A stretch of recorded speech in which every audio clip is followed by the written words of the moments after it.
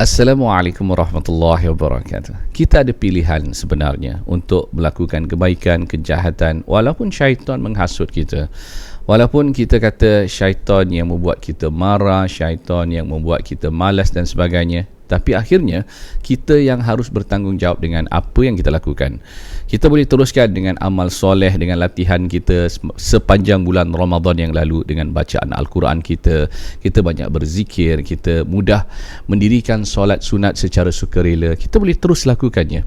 Namun kemalasan ini merupakan masalah peribadi kita sendiri. Kita harus memaksa diri kita dan melawan syaitan yang menghasut kita, dan kita kata ini adalah iaitu keputusan kita, bukan keputusan syaitan. Syaitan tidak ada kuasa, syaitan tidak kuat untuk menolak kita, memaksa kita, namun kita yang buat pilihan itu. Jadi kita bertanggungjawablah dengan apa yang kita kerjakan.